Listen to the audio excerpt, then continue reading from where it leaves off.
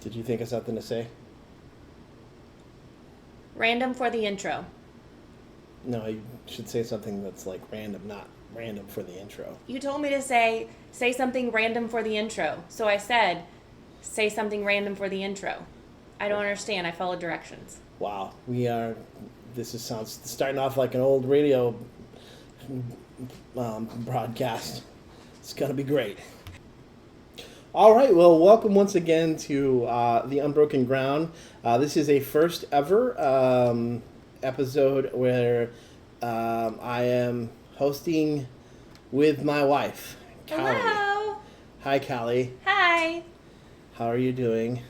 I'm doing okay. I'm a little nervous, a little giddy. Probably going to have to pee during some of this because I'm so excited. Cool. Wow. Has Jim ever said that he's giddy and nervous and probably will have to pee? Yeah, he says that every time. Yeah, that's how he starts every podcast. That's just Jim. This is my wife, Callie. We've been married for 19 years and going through 20. And you have heard her possibly if you've listened to Jim's episodes, hanging out. She sometimes comes in and interrupts us. Joins us. Last time I brought you... What? What did I bring you last time? Oh, nothing but cakes. The last time Jim was over here, I came home with nothing but cakes. Oh, yeah, because we kept saying butt cakes. Yeah, because Jim kept calling them butt cakes. Yeah. That's good. Yeah, so I actually did interrupt you for a good reason last time. Sure. I have, so this is my birthday. Happy birthday! For my birthday episode, I asked Callie if she wanted to do a podcast, and we're going to give it a try. And so we don't know where this is going. So I am going to just let her share as much of her story as she wants to share. She doesn't have to answer any question I ask. She can ask any question of me, but I don't have to answer any question. That's just the way it goes. But we'll just see kind of where the journey takes us. So any other introduction that you would like for me to do? Not really. Okay. Then I give you Callie. Are you going to ask me questions, or you just want me to start? Well, you start, and then I'll ask questions. Okay. So Paul asked me to be stop. on the... See, he's already interrupted me, and I said 5 words. I do have to tell you this before we start. She has notes, and I don't know what to do with that because Jim has never brought notes. He doesn't have a page typed up with bullet points and fonts, and he doesn't have a... What size is this? I don't know. It's like a very large size. 11 by 13 piece of paper with notes on it. Plus a folded one up that actually 2 more. I'm not sure I'm going to get to these, but I do have this. No, Jim has never. I think Jim has thought about the podcast for about 3 minutes before we started. And that's about all he's put into it. So no, he's never had notes. So this is the first notes. Callie's also a crier, so this may be the first time somebody cried on the podcast that made somebody cry. Allegedly. If I cry, it's Paul's fault. It usually is. So, okay. So I asked Callie to kind of share a little bit about her journey with her health and with God and all things in between. And then just let her talk about whatever she wants to talk about. So now you can take away with all your notes in all their glory. Okay. So when Paul asked me if I wanted to be on the podcast prior to this, I would always say no. Because I felt very inadequate and didn't really feel like I would have much to say or that I would get super nervous. And he's more of the natural talker of the two of us and more of the social person. And so I never really thought that I wanted to be on the podcast because I didn't really think that I had really anything valuable to say, or I was so afraid to mess up that I didn't want to talk. But when he asked me if I wanted to do it this time, I just immediately said yes. And I don't really know why I said that. I shocked myself. Paul asked me if I would talk a little bit about my cancer journey. For those of you who don't know, I was diagnosed with breast cancer last year in May of 2024, which I'll get to that in just a minute. I thought it was a little weird that I was going to talk about my cancer journey on his birthday podcast, but it is what it is, and he was okay with it. So, like I said, for those of you who don't know, I was diagnosed with breast cancer on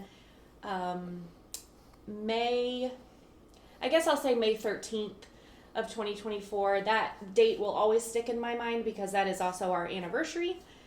However, we actually found out a couple of days before that I had been diagnosed because it popped up on my MyChart portal.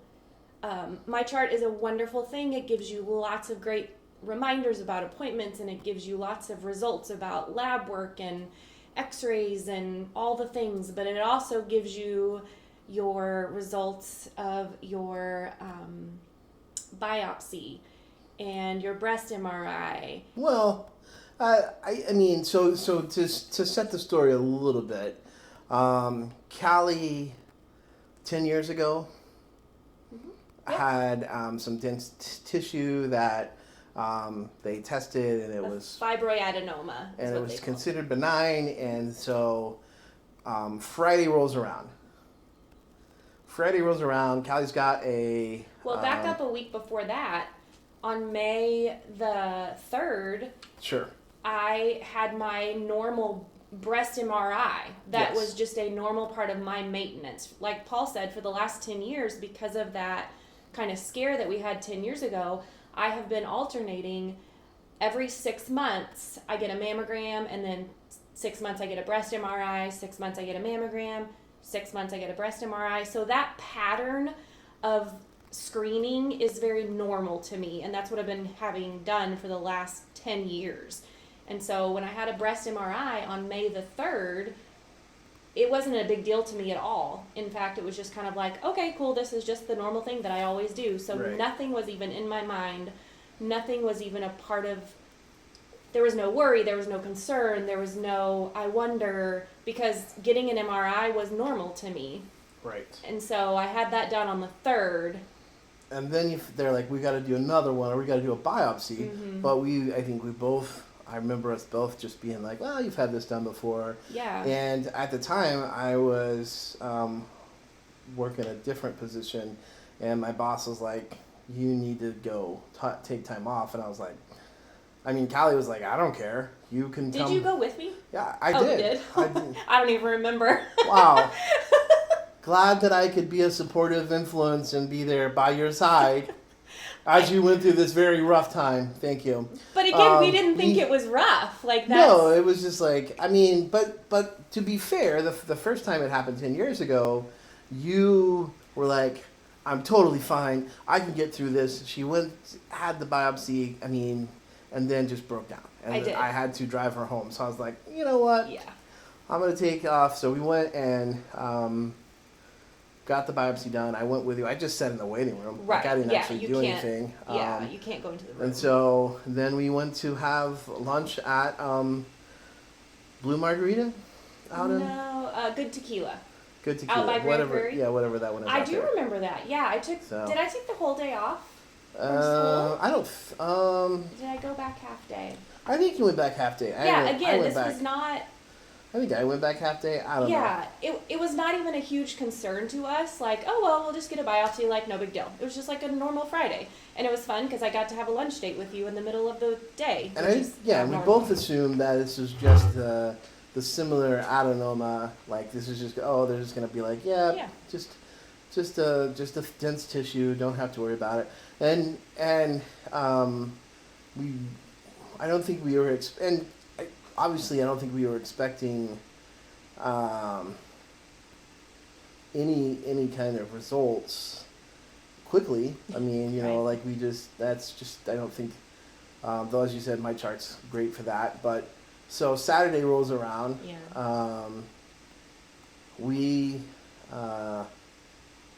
So that morning, you got back the first report. Okay. The first report said that there was the wording of it was like this is pretty suspicious. Like it didn't say this is cancerous. It was just like this is troubling. Like that was the kind of the vibe that you got. That was like that's what the report said. It was like this is excuse me. This is a little bit more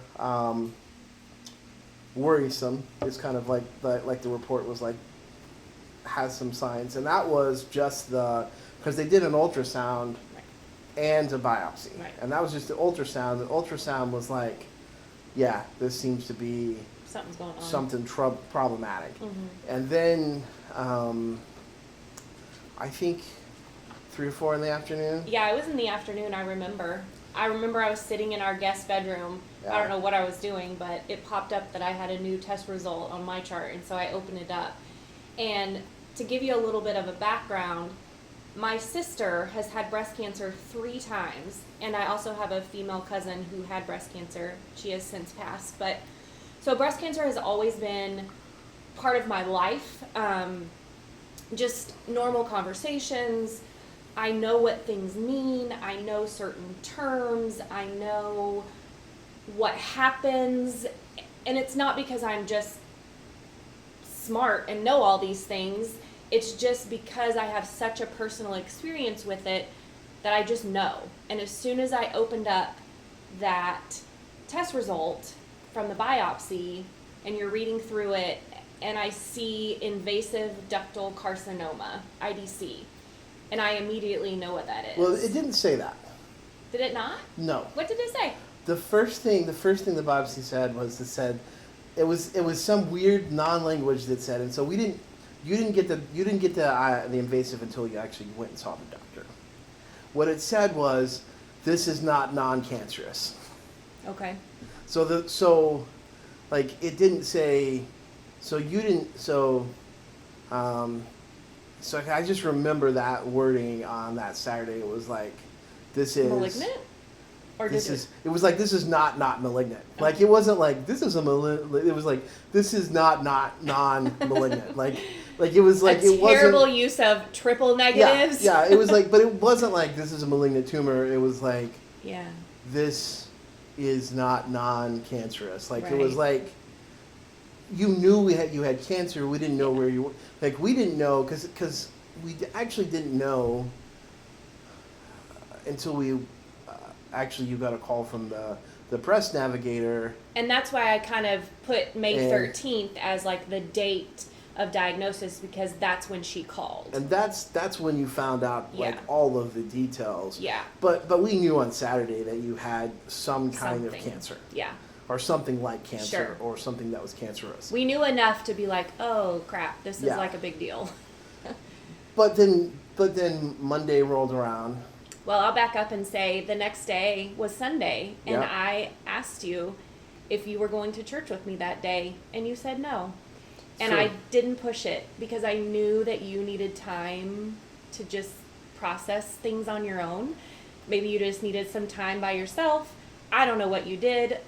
Maybe you just played Xbox all morning, but it was a time for you to just go through what had happened the day before and maybe what the future was going to look like. And so I remember very distinctly you not going to church with me that morning, but I knew that you needed that time alone. So yeah, I didn't really we had joined the club that nobody wants to join. On Saturday night, we knew that you had cancer, and it just. And I've told a little bit of this story before, and I think I've talked about it a little bit with Jim. Not in full context of this, but to give the full story, some context here. Callie has had a very rough couple of years. Yeah, we haven't even talked about what happened prior to May of 2024. So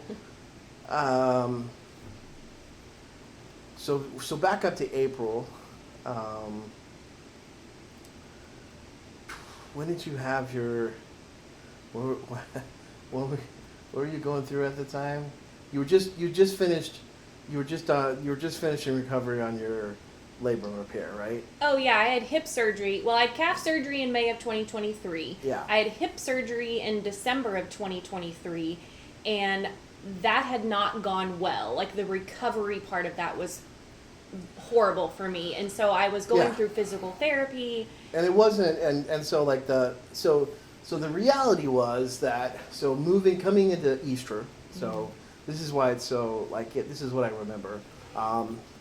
Moving into Easter, you had gastrocnemic recession surgery. Gastrocnemius recession, yeah. Which was to lengthen her Achilles heel or Achilles tendon to relieve pressure on her foot. That, for all intents and purposes, I don't know, you can correct me if I'm wrong, but just didn't work. It didn't work. As far as I thought it would. As far as like pain free, right. It may have lessened the pain. Yeah. But she still had pain, and as part of, because she's a stubborn person. What?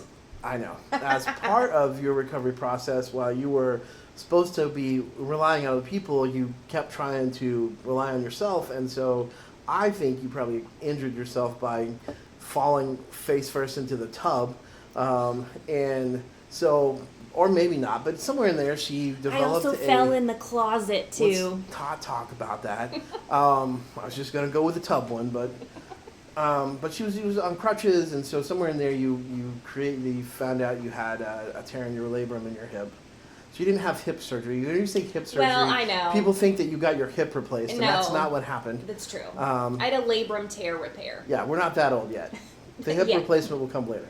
So, so that's what so now you had that in December, and by April, it's kind of like the doctor, and it's not our favorite doctor. No. But he was like, it is what it is. I can't help you. If it's hurting, and it actually, and who knows, but we later learned that Callie was allergic to some stuff, some painkillers they were giving that they were actually pumping into the leg that probably counteracted. So, but it just, you weren't finding any healing, and you were just in a lot of pain. Mm-hmm.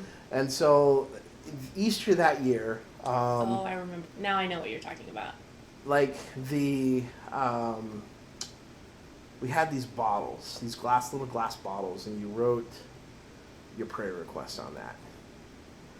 And then you shoved the little scroll in the bottle. Oh, yeah. You wrote your prayer request on the scroll and then put it in the little glass bottle thing. Yeah. And then people were praying for it and stuff like that. Yes. And it was like, my prayer was just that Callie would find relief, healing from her pain. I thought that was really sweet. And, 2 weeks later, like, and that year the theme, and it's always the theme a little bit because it's Easter, that's the way it is, but that year the theme was like, Friday's bad, but Sunday's coming, right? And so, 2 weeks later after Easter, and Easter was great, I loved it, amazing prayer time. They have this 24 hours of prayer, and Callie have done it a couple of years, and but when I would go, like I get in there and I start to pray, and an hour goes by in like seconds. Like it's just so, it's very, like you can feel God's spirit, and so had that, get through Easter. 2 weeks later, Callie gets this, Saturday night, Callie gets this biopsy report, and it's like, great, now you're in the club, your wife has cancer. And there was a lot, not even, I was never like angry with God, like I don't think anger was the thing, but it was just like, where's my, like, where Friday's bad, but Sunday's coming, where's Callie's Sunday? Like, because it was like, you just went from, the calf surgery was worse than we thought it was going to be. Callie struggled through a lot of that. That doctor also pretty much told me after about 4 months, he was like, well, I can't do anything else for you. And the same thing happened with my hip doctor. So it was just getting to the point of, yeah. Well, it was just harder. It was just harder. The recovery, like, I don't think, you couldn't, you were on crutches for like 6 weeks. I mean, it was. For both surgeries, so yeah. Yeah. But, I mean, with the labrum, you could at least put your foot down. So that's true. With the calf, we had to get her a little knee scooter so she could scoot around the apartment. I carried it up and down the stairs, loaded it in like, so. But it was just so hard, and it's just like, okay, so like where's Where's our Sunday? Yeah. Where's our, like, if Friday's bad? So, like, yeah, like Saturday night, like, I remember just being numb, like, just like, and you're like, you want to go to church tomorrow? And I was like, no, I had no desire to go. And again, it's not because I was mad but I was just like, how do you, well, you can't tell anybody because we didn't really know what was going on. Right. So then how do you like answer the question, oh, how you doing? Oh, how is life? And church is just a really hard place to be when you're facing something like that at the beginning or even throughout the process, because the expectation, whether or not it's a real expectation, or whether you just feel like people don't want you to be like, well, hey, yeah, I just found out I have cancer. So things are not great. We want to, they're like, oh, I'm doing fine, and just move on. And yeah, there are people I would say that want a real answer, but it's just not like the whole Sunday morning temporariness, the greeting that's just like, oh, I'm shaking your hand and moving on, doesn't really lean to that. And so I just was like, I don't think I can be there for that. And so yeah, that Sunday, you said, you want to go? And I said, no, I don't want to go. So you went to church. I don't know if I really felt any different. Maybe a little bit, like you were saying, like I just kind of felt numb, but I kind of also knew, like, all right, well, here we go. I know I'm going to have surgery, chemo, and radiation. I just assumed that was the steps because that's what my sister had done. So I knew enough for it to be dangerous because I knew what was coming, but I didn't know all the little details, which made it harder. I had no idea there were so many like stages and grades of invasive ductal carcinoma. I didn't know there was so many like positive or negative things that they have to test. And I'm sure all of that was there when my sister was diagnosed, but I was young that nobody shared that information with me, or I probably wouldn't have even understood it because I was still in high school. But so I knew something was happening, but I guess I wasn't too concerned about it yet because I just kind of, the standard to me was, all right, I guess I'll just have surgery and chemotherapy and radiation. So that's what's going to happen. And I got the call on Monday at school, and I immediately answered my phone, which normally I do not do at school because I work with students all day long. And I remember sitting out in the hallway. Second graders are walking by, going to PE. First graders are walking by, going to library. They're all waving at me. I'm waving at them. Hi, Mrs. Tanner. Oh, hey, honey, how are you? And at the other end of the phone, there's a lady from the OSF Breast Center for Health. She's a nurse navigator that has called to tell me the results of my test, which I kind of already knew, but it was nice for her to obviously confirm it for me and answer any questions. And at that point, I didn't have questions because I didn't really even know what to ask. I do remember that I took a pen and a Post-it note out into the hallway with me, and I ran out of room on the Post-it note because I was trying to just jot down everything she was saying so fast, and I had to turn the Post-it note over and write on the back, and I ran out of room. So then I like ran back into my classroom, and I'm like, I need a piece of paper. So I don't know. It was just, I was frantic trying to write down everything she was saying. Yeah. But again, I went to school like normal. I mean, I guess I wasn't really, maybe I was numb, maybe I was in shock, but I wasn't concerned. Well, you. But maybe you remember it differently. Oh, no. Oh, okay. No, we had this conversation. You never felt emotional about it. Nope. Until after it was done. Yep. And I remember, I don't know if it was Monday or Tuesday, maybe it was Sunday night, I don't know. Like, there was a part of me that was like, this is cancer. People die from cancer. Like, and I was like, have you thought about that you might die? Because we didn't know Did you ask me that? Yeah. Oh, I don't remember that. What did I say? You said no. Oh, okay. Good. I'm glad I said that. I don't remember you asking me that. You said, no, I haven't thought about that. Yeah. And then you're like, do you think about that? And I was like, well, I mean, it's a possibility. I mean, we don't know, like it's so, it's just so varied. different experiences that people have had, that we've had in our lives, of people who, have been diagnosed with cancer and then are fine, and those who've been diagnosed with cancer and they're not fine. Some that we know that are still struggling through the battle of for 3-4 years and still not fine. I had a pretty optimistic outlook on it from the beginning. I guess for me, my only reference point, again, was my sister. She's had breast cancer 3 times, and she's a survivor. So I guess I never thought that there would be an alternative that I wouldn't survive or that I would die. I don't even remember you asking me that. That's really funny. Yeah, but you were very laser focused. Like, you were like, you're like, all right, we're going to do this, then we're going to do this, and we're going to do this, and then we're going to do this, and then we're going to do this. Yeah. And thankfully, like, we live in a place that is great because it is... I do love it here. So connected to... there's a lot of healthcare, a lot of cancer care. Oh, yeah. By Friday, which is pretty impressive. Yes. We found out, Monday you got a call from the nurse navigator. By Friday, you were talking to a breast surgeon. We were at the surgeon's office Yeah. by Friday the 17th. Yep. Which is literally 4 days, 4 to 5 days after she called me on that Monday. She So- asked me that day, do you have a breast surgeon in mind of where you would like to go? No, I don't. Well, you also were like, one that will do the surgery. I don't know, Like, just what one that is- will see me sooner rather than later. What are my options? Yeah, and so she made an appointment for me, and 5 days later, on Friday, May 17th, I took off half a day from school, and Paul and I went to the surgeon. Yeah.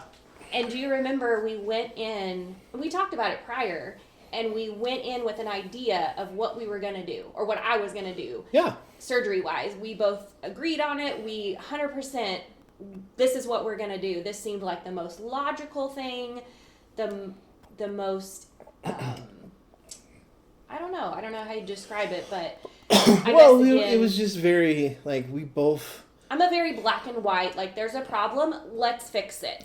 Right. And so cancer was my problem.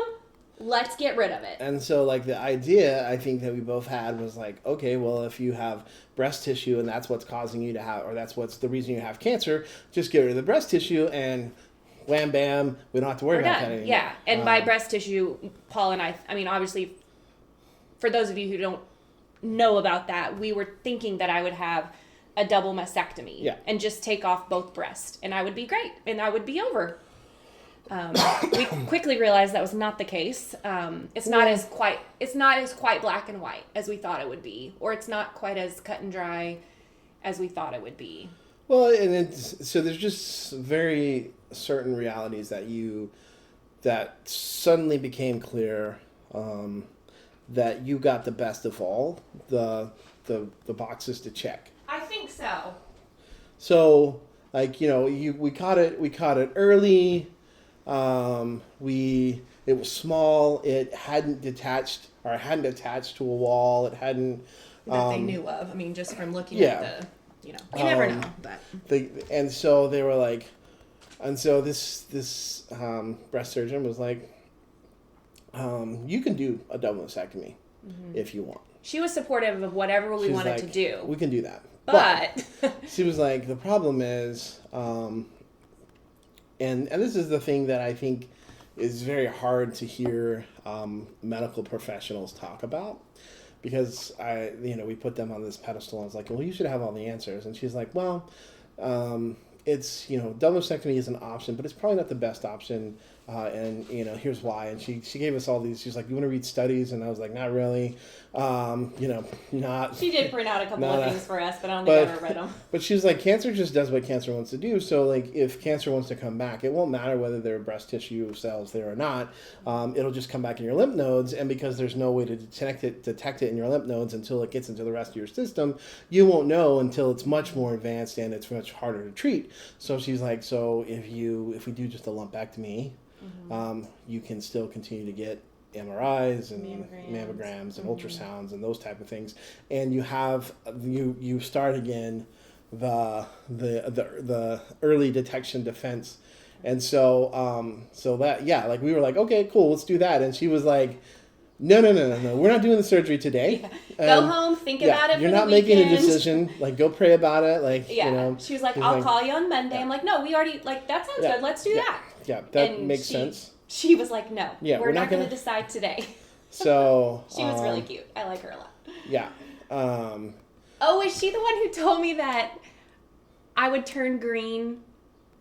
Was that Dr. Wang? She was telling me about a medicine or something. Maybe. And she said that, and she has an accent, so sometimes it was hard for me to understand what she was saying. I think she said that your pee will turn green. And I thought she said that I would turn green. Yeah. So I was super excited about that because I thought my skin was going to turn green. And Paul was like, honey, why are you excited about that? I'm like, I think it's cool. And he was like, your pee is going to turn green. Yeah. Oh, well, man, that's disappointing. Yeah, so Dr. Wing is like 4'1". Oh, yeah. Super tiny. Little Asian lady. So sweet. Very, very, yeah. So, so we left there and we're like, all right, now let's get, and now it's like, okay, now the nurse navigator has to schedule surgery. So that would have been. That was, well, we saw her on Friday, May 17th. Yeah. And she said that she would call me the following week to ask what we had decided to do, which we had decided now to do the partial mastectomy or the lumpectomy. And from there, she said, okay, I'll have my scheduler call you. And keep in mind, I'm still in school through all of this. I'm at school every day. And at this point, I think I had told my principals, my supervisor, and maybe a couple of my coworkers. I can't remember if I had told all 4 of them, but I think I might have told a couple of them. But we're still in the middle of school. School is not over, and so I'm still going to school. But I did tell the girls that I work with, hey, listen, if my phone rings, I'm answering it. Like, there is no ifs, ands, or buts about it. And so my phone rang so much that week between different people calling me and me getting my chart messages or information and me returning phone calls. It was a lot. I don't think I taught much that week, but I also remember asking Paul, okay, well, when do we want to do the surgery? Or when should I do the surgery? And you had youth camp on your schedule. You were going to youth camp with the church. And so you were like, well, you got to do it either before or after. Okay, That's fair point. Absolutely not true. Okay, what did you say? I don't actually remember. I just made so that by up. this time, I just made that up. I think Aaron was one of the first people I told. From church, yeah. Yeah, and I was like, hey. Because you might not have been able to go to camp. And he was like, yeah, man, if you can't go, you can't go. That's, that's the way it is. Mm-hmm. And I was like, yeah, so I don't know yet. We don't know what's going on, but this is, and he was like, yeah, you gotta, and his mom is also going through a cancer journey. So he was very aware. And so he was just like, yeah, if you need to go, you need to go, and you can't, right. So, but I was like, well, we'll see. No decisions yet. So, but yeah, there was a little bit of like, if we could make it work, I wouldn't mind, especially when we found out that, so one of the nice things about the lumpectomy was that, with a double mastectomy, it's much harder on your body. Oh, yeah. They would have, likely done much more radiation. And you would have had to have drains. I would have had drains. Had 2 drains. Mm-hmm. Recovery would have been a lot longer. Much longer. And so with the lighter surgery, it wasn't as, I guess, a big of a deal for me to be like, hey, I'm going to be gone for a week. Because I'm going to go do camp ministry with my church and hang out with kids and talk about Jesus. So, but yeah, that was at least in the back of the mind. But it was like, yeah, if I need to, drop out, it could be a thing. So, but yeah, I think, I don't know if you remember or if you think back, like if you even have, like kind of how like you felt anything spiritually, like anything at all that you just like felt like or grabbed onto or just anything like that. Like how are you and God doing? God and I are great. God and I were great. I don't think I ever had a time. I might have had spurts or little moments. I don't think I ever had a time where I was angry. I don't think I ever had a time where I was mad at God or my faith wavered. I don't remember having that. Because I am such a black and white, stubborn, fix-it person, I had a task, and I was going to do whatever it took to get to that task, which now was scheduling surgery. Yeah. And so I was just so laser focused on that. I almost didn't even have time to be mad.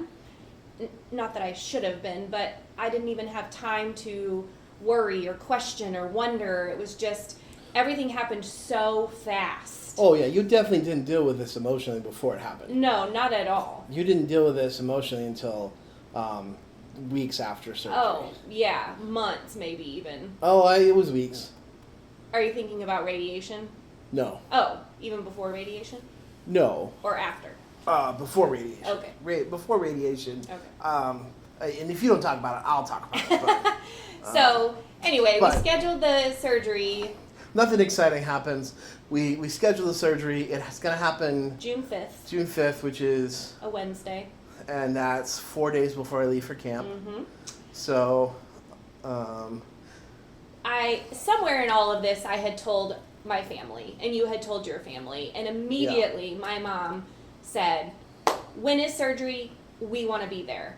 And I said, "Well, Mom, it would actually really help me if you could come the week after surgery and stay with me because Paul is going to camp." Uh-huh. They didn't do that. No. Because they kind of march their own beat and do what they want to do. And so they showed up the day before surgery and left on the same day that Paul went to camp. Yeah. So no one was here with me the week after surgery, which was actually okay because I really needed some quiet time after they were here. So schedule-wise, it actually worked out great. I had a bunch of tests and different things I had to get done before the surgery. So again, school is still going on, but I'm... Well, not at this time. I mean, at least for that last week, I don't think we got out till the 24th. Yeah, but I mean, we're just talking about your parents being Oh, here. yeah, so yeah. You've kind of jumped ahead. School is out. We're in June. It's been scheduled. You've got to go through all the hoops to get there. We get you. We decided to put a chip to insert that into the tumor so that they knew exactly where to go. They knew exactly where it was. Did all that pre-surgery. Showed up. In fact, you got into surgery so fast that you told your parents what time to show up, and they showed up just in time for your dad to be like, "All right, see you later," and then they hung out with me. How was that? So good. So good. I'm glad this is a podcast and not a video. And then the surgeon was like, everything went like exactly like we wanted to. Clear margins. They took 2 or 3 lymph nodes just to see. They're like, we didn't really think that they had anything, but just for precaution's sake. They always do that, yeah. Then you went home. Yeah. And I remember feeling pretty good. I mean, it hurt. Yeah, I was sore. Yeah, there was some mobility issues with my arm and my shoulder and things like that on the right side, obviously, because that's where I had cancer. But I remember feeling good. And I got to the point, actually, where I was bored. I knew that I was in this stage of recovery where you can't really do anything, you shouldn't really do anything, and yet you're very antsy because you want to do something. I'm in that stage right now after my shoulder surgery as well, but that's another story for another day. I remember that month, because we couldn't do anything until the pathology report came back. We wouldn't know anything, and she said that would take anywhere from like 3 to 4 weeks, I think, for that pathology report to come back. Yeah, well, what you mean is like future treatment, like decisions on medication Sure. to chemotherapy to radiation. Like surgery was the hey, it's small, let's get it out of there. That's the quick thing. Mm-hmm. But then it got sent off to some lab, and they had to do all the genetic testing and all the prodding, and they're like, yeah, it'll take, yeah, because they were like, I didn't have an appointment with the oncologist till July 8th. They said Right. we have to have the pathology report back, and we have to obviously read it before we ever even see you. So from about, June 8th to July 8th, we're just playing this waiting game. And I was just antsy, and I was bored, and I was like, come on, people, let's get things rolling. okay, yes, but, Oh, okay, but and this is the place, like, throughout all of this time, and Callie is a crier, we talked about that. She actually cries less now than when I first met her. She's kind of matured in that a little bit and grown a little bit tougher with her feelings. But you wear your emotions on a sleeve a lot of times. And throughout all of this cancer journey, through finding out you had cancer, to getting the call from the breast surgeon, to going and talking to the breast surgeon, to actually having the surgery, you never cried. never cried. I had And then, and Callie doesn't remember this because she's looking at me like, what in the world what is he going to say? I'm very curious as to what he's going to say because I have no memory. Maybe I will once you start talking about it. And then she got a call. So this would have been, breast surgery happens.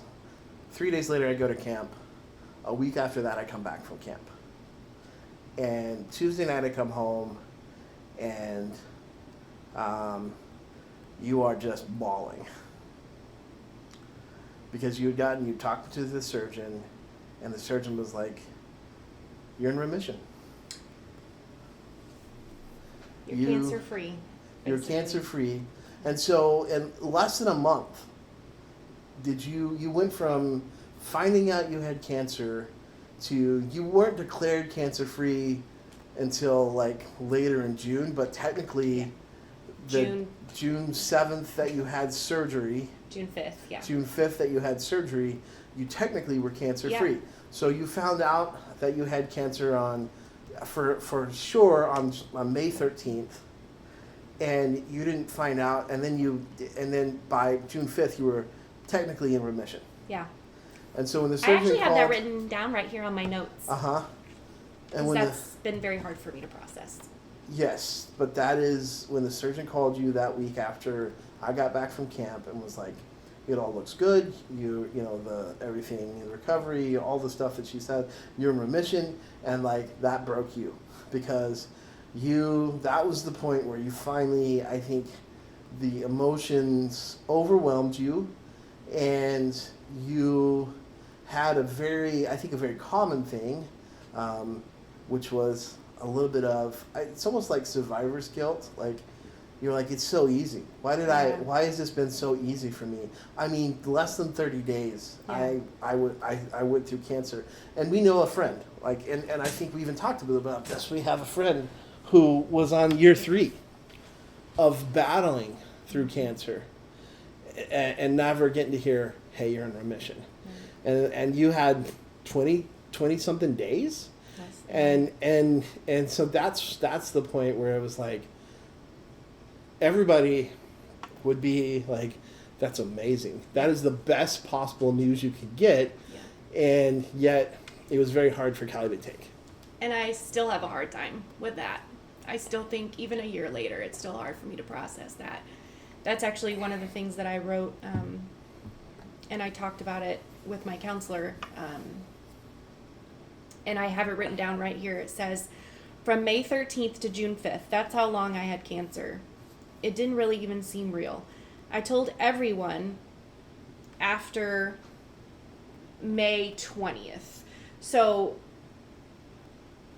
we kind of let that first week, we told a few people, but we just didn't really have a lot of answers yet. And so we weren't like spreading the news because we didn't really have answers to questions that I'm sure they were going to ask us. So I think towards the end of the school year, actually I know I did, I sent out like a mass email to everybody at my school just to let them know what was going on.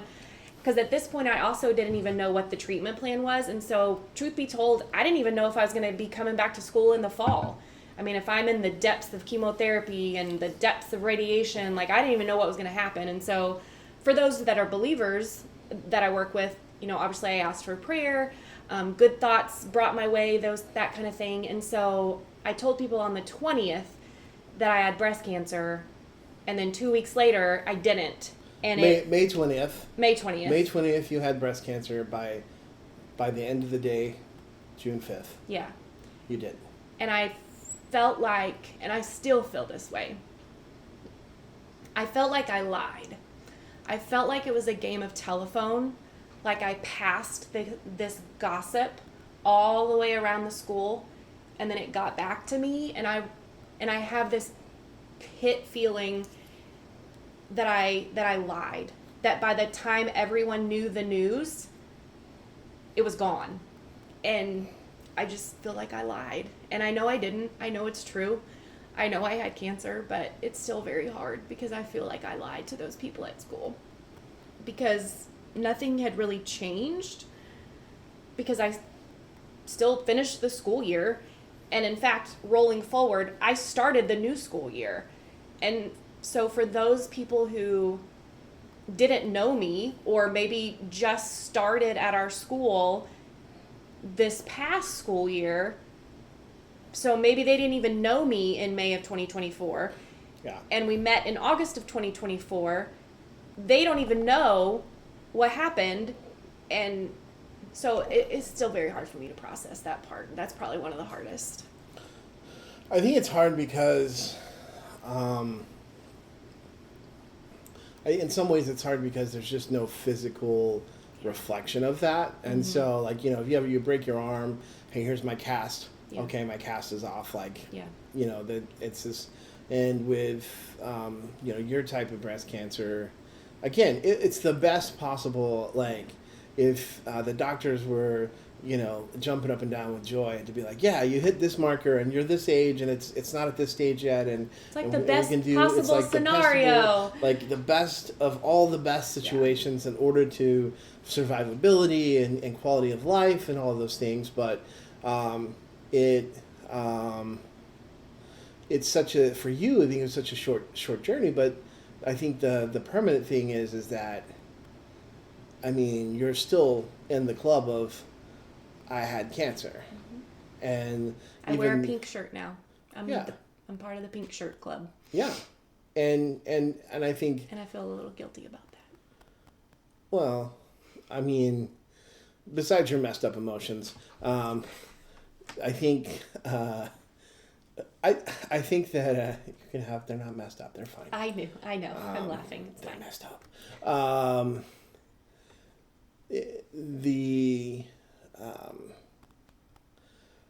I think you can't ever go back. I mean, you can't. You're changed.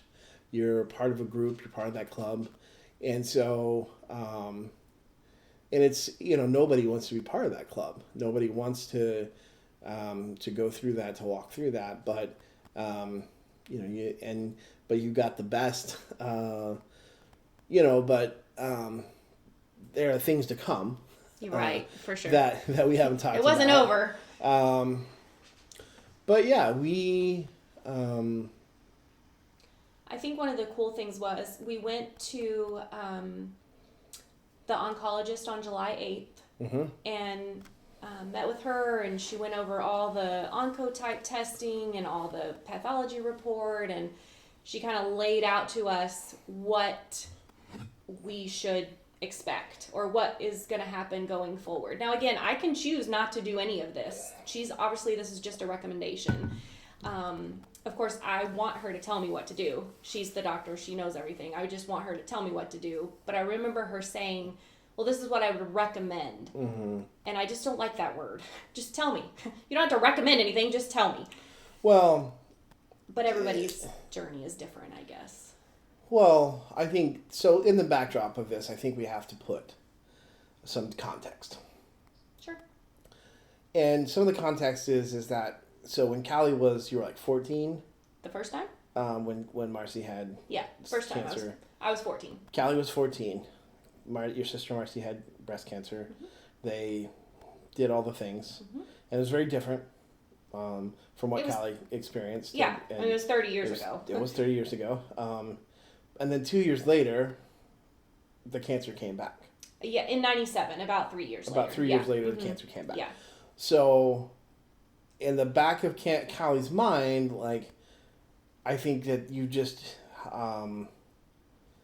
you're like, all right, how do we keep this from happening again? Because I don't really want to go through this again. Like, I don't want, and so, the very difficult thing I think about cancer treatments, and it's the whole thing about like cancer is just going to do whatever cancer wants to do, is they're like, well, you can do all these things, and it's like a 30% success that you won't have cancer again. Right. Like it's better than doing nothing, but it's by my calculation not great odds. Yeah, it's not 100%. It's not a cure all. You can do XYZ and you can take all these meds and you can do all these treatments and yet it could still come back. If it wants to. Yeah. So, and that's where I think we just leave it in the Lord's hands. I mean, we do whatever we can do, and I will do what I need to do to prevent that.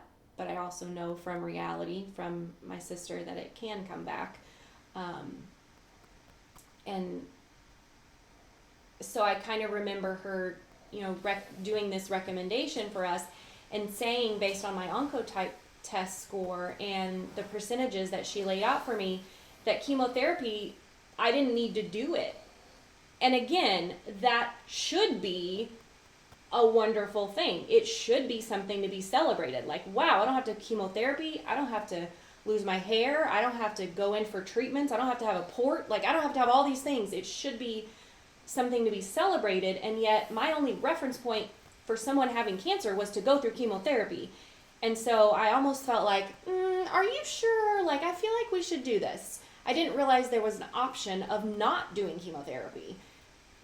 And so I was a little bit torn by that. Well, not torn, but confused maybe, because again, prior to me being diagnosed, I assumed that the steps were surgery, chemotherapy, radiation, and I think the way I'd say is you had expectations, and some of your expectations to keeping cancer from coming back was, yes, we're going to do chemotherapy because we need to do that so that we can keep the cancer from coming back, because I don't want cancer to come back. Yeah.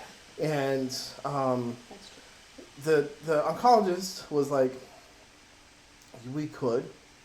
Yeah. I mean, she was like, she's like, it's not something that highly recommended, but it's something that we could do if like you feel strongly about it. Right. And I mean, for me, it was like I was pretty, I guess, thankful, because that chemo can be pretty hard on your body, and you were already in a season of going through some pretty hard body things. And this was only the middle of it. We still had other things happening.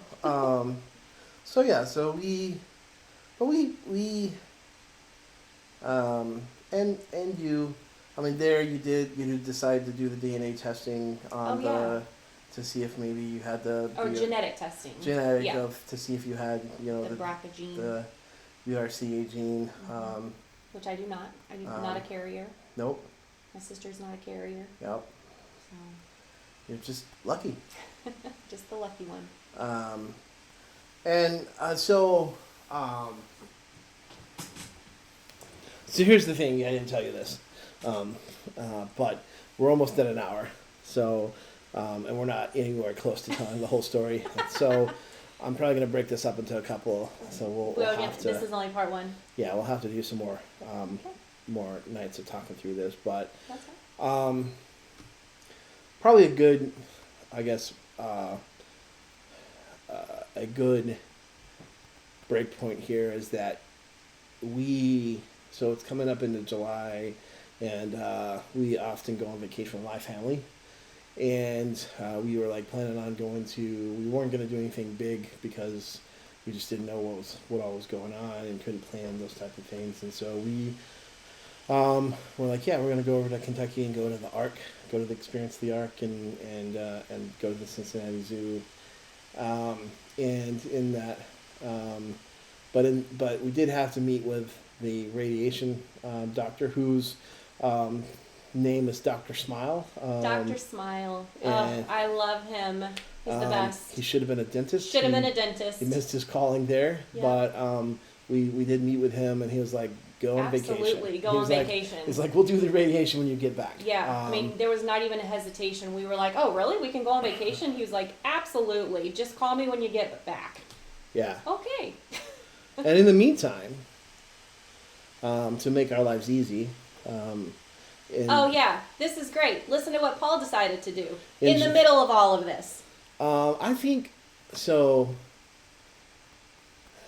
I think I asked you at the end of May.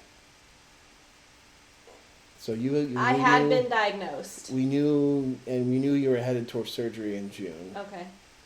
And I said, "Hey, I think I want to go back to school, get this degree. It's going to take 10 months." And I was like, "Yeah, sure, that sounds great." I said, "It's going to be a season. It's going to be a 10-month season. It's going to be. I'm not going to be able to, hang out with you at night. I'm not Right. going to. And do you think I And- can do this?" It starts in what month, Paul? July. July. Well, it could have started in June, but I started late. So. Oh, thank you. So I started in July. I wondered if that was the best timing for all of this, but it actually was fine. It worked out great. Worked out fine. But so so I got started that, and then we saw the oncologist. We saw the radiation doctor, and he was like, "Hey, we're gonna do 5 doses. We won't talk about that because that'll be that. You can start that horror story with the next podcast." But That was terrible. The radiation itself wasn't terrible, just the experience. Yeah. But I'll get to that another day. That's next time. Yeah. I don't want to If scare you. there's enough interest, or if I can live through it again. But I have been delightful. you are Have I not? just a delight. Thank you. So we did go on vacation. We went to Kentucky. We drove a Jeep Wagoneer that was worth more than my entire soul. It was amazing. It was a very nice car. Yeah, we had a good time. We were tired. Just kind of Physically, worn out. mentally, emotionally. But we enjoyed just kind of hanging out and just Having a break, I think, from life. Because Yeah. the last, before that, the last 8 weeks had been nothing but doctor's appointments and surgeries and phone calls and test results and making all these decisions. And I was doing So- school and working full time and doing all that. And you were you doing summer school? no, I did summer school the year before. Okay, I was gonna say I didn't- You were off that summer. I didn't do summer so- school, which is actually a whole different story. But Yeah. Well, that was my favorite thing that you said. what? One of my favorite things. You told the lady that didn't pick you for summer school, you're like, "Hey, I got cancer, so God knew what he was doing when you didn't pick me for summer school." And the lady was just like, "I don't know what to do with you, crazy lady. What are you saying?" Like, why Okay, are let you-" me hold on. Let me back Okay. up Okay. because I applied to work in summer school. You can tell this would be your God story for the night. Okay, so I worked in summer school in the summer of 2023, right after my gastrocnemius recession surgery. I had gastrocnemius recession surgery on May 16th of that year. I missed the last week and a half of school. And then we started summer school like the first week of June or something. So I taught summer school, or was an aide, for that whole summer for like 9 weeks. I loved it. I thought it was great. Great way to make money, loved being around the kids. And so I applied again for the summer of 2024. So, and let me just stop you there. Before she knew that she was going to have cancer, she applied. Oh, right, yeah, like in April or something. So we didn't know what was going on. Yeah. And Callie works at a public school, and it's in Central Illinois, and so there are people who are believers, there are people who are not believers, there are people that you don't know where they live. They could be believers in it. Everybody's mostly nice. I Yeah. mean, it's not like Even if they're not believers, they're still nice people. It's not like there's people walking around being like, "I hate God." So Yeah, no. so that's not the. But very you don't really respectful. know. You don't really know. So you Yeah. applied for summer school. I for applied that, for summer school. For the summer school that you ended up getting cancer. Yeah, so I applied for summer school, and it's just a Google, like an online form, and I was applying to be an aide again. And I applied in April, and I remember getting the email at the end of the day probably maybe the first week of May or something. And it said that I wasn't chosen. And I broke down and just started crying. And I was still at school with my kids sitting in front of me at the table. And I'm bawling. And I remember feeling so rejected. I remember feeling so worthless. You know, God, why was I not chosen for this? This is ridiculous. Like, I did it last year. Why can't I just do it again this year? I just assumed I would get it. I mean, last year you did it on crutches. I did it on crutches. I'm rolling around on this little knee thing going. Yeah. And so I didn't understand why I didn't get it. And I just felt rejected and I felt so low. And it was so hard. I just remember crying and really being angry about it. And I was angry at the lady who was in charge of that program, thinking like, why did she not pick me? I'm good at what I do. It just made me feel, Anyway, so she's way over it. She doesn't have any of those feelings still. She's gotten I'm not bitter or anything. Way over it a summer later. But then, of course, I got diagnosed with cancer, and so that was going to trump anything we had planned that summer. So, hindsight, had I been picked for summer school to work, I wouldn't have been able to do it. And so I remember seeing her at school one day, and I was so excited because I went up to her and I was like, hey, I just want to tell you thank you. Thank you for not picking me to work summer school. And she looked at me like, okay, no one's ever said that to me before. I was like, listen, I just got diagnosed with breast cancer, and so I wouldn't have been able to do it anyway. So such a God thing that you didn't pick me. Thank you so much. And she looked at me like I was crazy, and she said, you're welcome, and she walked off. But I remember thinking, I was so thankful for that, and I was so blessed by that God knew that I didn't need to work summer school, because then I would have had to have said no, and they would have had to pick somebody else, which would have been fine, but it was just a really cool thing that God had orchestrated all of that to happen. So yeah. Yeah. Is that where we're going to end it? We're not going to get into the radiation stuff today. I mean, I could talk all night. That's a whole other podcast of itself. Yeah. And yeah, so throughout all of this, I mean, I don't think either one of us felt like angry at God or felt like I just think I think it's hard because like we live, I think, in an expectant reality that God is good, and he, if he so chooses, he could just take all your pain away and heal you. You know, like, we believe he has the power to do that. And so, but he doesn't, you know, and it's like, okay, well, what is that? What does that mean? Like, how do we walk through that? Mm-hmm. What does that mean, you know, for our relationship with him, and you know, what does it mean to follow him even when it's hard to get up in the morning, but we never had like this, God, I'm angry at you, or, you know, how dare you, or no. I do think for me it was a little bit different than Callie, to hear that she's not genetically predisposed. It's just like she just got unlucky. I drew the short straw. Yeah. Or like, I mean, depending on how much you ascribe all things happening to God, like God's like, you're getting cancer, and so I'm not ascribing that. I don't necessarily believe that. Like, he was like, well, I wanna make sure, you know, like, there's a whole long discussion that I'm not having because we're already at time, but of, you know, God allowed if God has the ability to do all things, could he have stopped the cancer? Maybe. You know, did he allow it?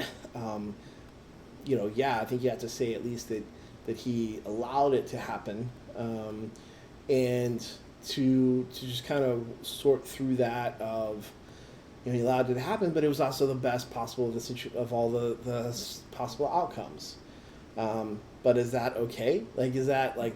So I think there's still some very difficult questions to walk through in that, and I don't know that we have any of those answers. But for Callie and I, we stayed active in church. We continue to serve and continue to be part of the ministry, and even throughout the midst of that. And I know that I was never depressed. I was never to the point of like, oh, I don't want to leave the house. I don't want to get up.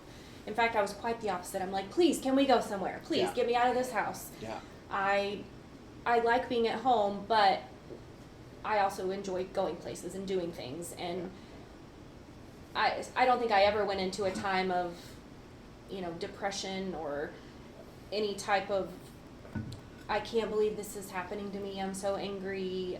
I just think I hit it head on and just kept going. Yeah. So. Yeah. My faith never really wavered. Right. So. Yeah.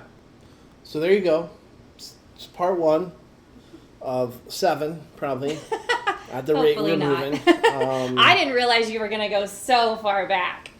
I was not prepared for that.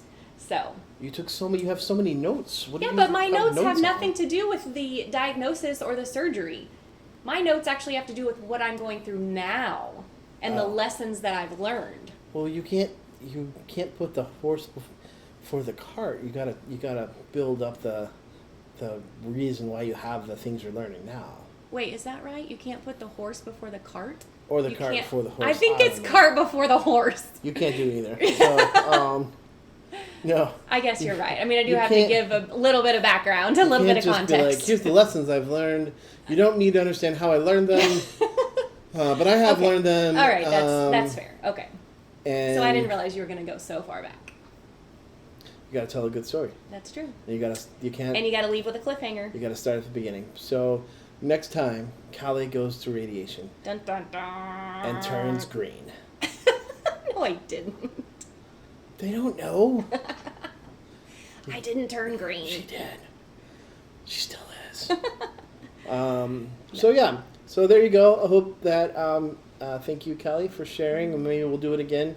Hopefully, you enjoyed just a little bit of the story. I loved working with you and talking with you. I think it's very therapeutic. And we got to share things maybe that we've never said to each other about the different experiences that we've had. So it was good for us.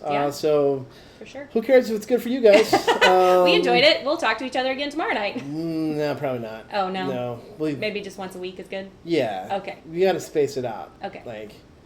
This is probably a once every week series that we can do, maybe.